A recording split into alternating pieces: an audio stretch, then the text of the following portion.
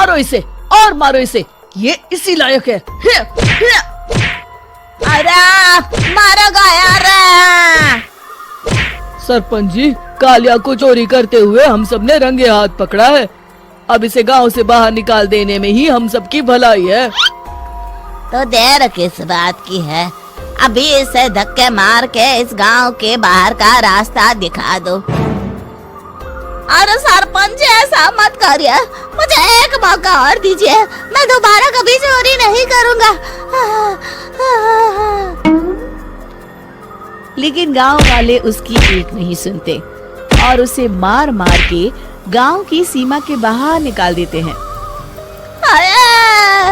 मेरी कमर दर्द के मारे मेरी जान निकली जा रही है।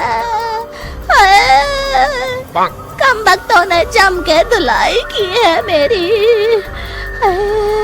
अरे भगवान करे इनके गांव में भूचाल आ जाए, धरती फट जाए और सब गांव वाले उसमें समा जाए। चलते चलते कालिया जंगल में पहुंच जाता है। उसे वहाँ एक प्रयोगशाला दिखाई देती है। अरे इस जंगल में ये अजीब सा दिखने वाला घर किसने बनाया है, चल कर देखना पड़ेगा। कालिया प्रयोगशाला के पास चला जाता है। दो वैज्ञानिक प्रयोगशाला में बातें कर रहे होते हैं। बधाई हो डॉक्टर चमन, आखिरकार हम दोनों ने मिलकर एक ऐसी घड़ी का आविष्कार कर लिया है जिसे पहनकर कोई भी इंसान गायब हो सकता है। हाँ, तुमने बिल्कुल सही कहा डॉक्टर जर्माटो। अब कल सुबह ही हम इस जंगल से निकल जाएंगे, लेकिन उससे पहले आज रात के खाने का बंदोबस्त करते हैं। हाँ, मुझे तो बड़ी जोरों से भूख लगी है, चलो चलते हैं। दोनों वैज्ञानिक वहाँ से चले जाते हैं। उनके जाते ही कालिया प्रयोगशाला में दाखिल होता है। अच्छा, तो ये बात है। कालिया बड़े से कांच के अंदर रखी घड़ी को बाहर निकाल लेता है और अपनी कलाई पर बांध लेता है। फिर घड़ी में लगा बटन दबा देता है। कालिया को एक जोरदार झटका लगता है। कालिया अपने आप को आईने में देखता है तो उसका पूरा शरीर पूरी तरह से गायब हो चुका होता है। अब तो जो चाहे वो कर सकता हूँ। सबसे पहले मैं उन सभी को सबक सिखाऊंगा। गांव वालों, मैं आ रहा हूँ। कालिया गांव की ओर चल पड़ता है। थोड़ी देर के बाद दोनों वैज्ञानिक वहाँ आते हैं। अरे ये क्या, लगता है कोई हमारी घड़ी चुरा कर ले गया है। ये देखो पैरों के निशान। अब क्या होगा, अगर वो घड़ी किसी गलत हाथों में पड़ गई तो अनर्थ हो जाएगा। तुम चिंता मत करो, हमारी घड़ी में जो बैटरी लगी है ना, वो सिर्फ 24 घंटे चलेगी। उसके बाद वो घड़ी काम करना बंद कर देगी।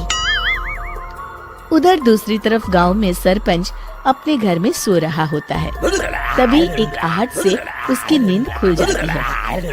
अरे कौन है वहाँ?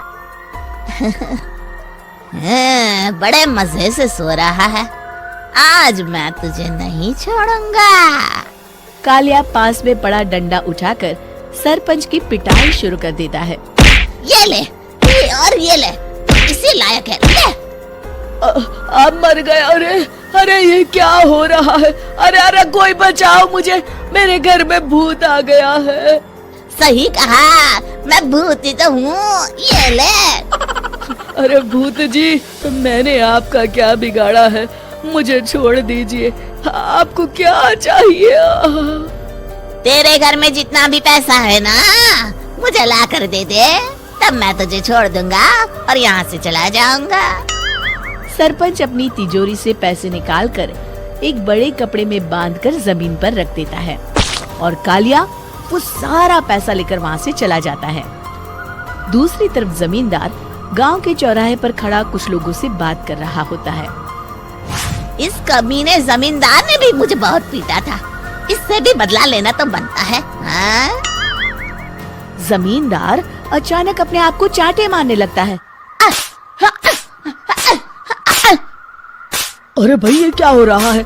जमींदार साहब अब ठीक तो है ना? अरे मुझे नहीं पता भाई।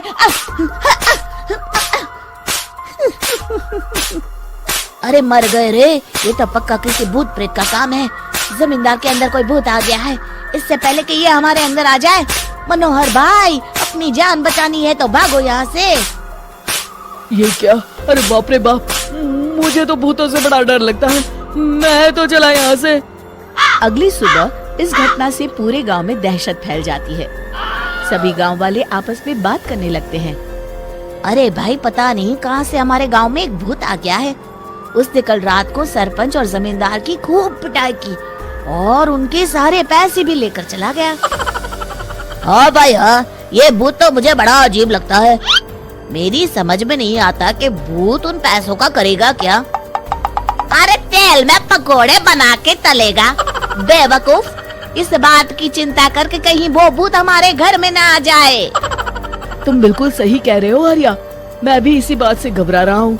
अच्छा, अब मैं अपने घर जा रहा हूँ, तुम सब भी अपने अपने घर चले जाओ, उस भूत का कोई भरोसा नहीं है। तीनों वहाँ से चले जाते हैं। दूसरी तरफ कालिया सारे पैसों को एक खंडर में छुपा देता है। इतने सारे रुपए तो मैंने अपनी पूरी जिंदगी में एक साथ कभी नहीं देखे। इस तरह कुछ दिनों में मैं अमीर बन जाऊंगा। आज मैं उस मोटे बब्बन को अपना शिकार बनाऊंगा। सुना है दहेज में बहुत सारे पैसे और गहने मिले हैं उसे। रात होते ही कालिया बब्बन के घर में घुस जाता है। हाँ, मिल गई तिजोरी। अब जल्दी से इसे खोलकर सारे पैसे निकाल लेता हूँ। अरे खुल जा, खुल जा। खुल गई। कालिया पैसे थैले में भर ही रहा था कि तभी बब्बन उसके बगल में आकर खड़ा हो जाता है। भाई क्या कर रहा है हाँ? अरे हट।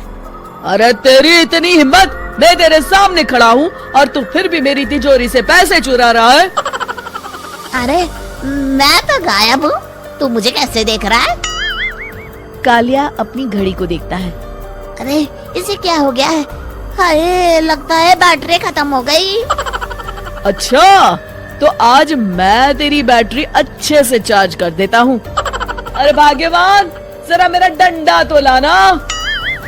ये मोटा मुझे नहीं छोड़ेगा। अरे भागो। कालिया भागकर घर के बाहर जाता है।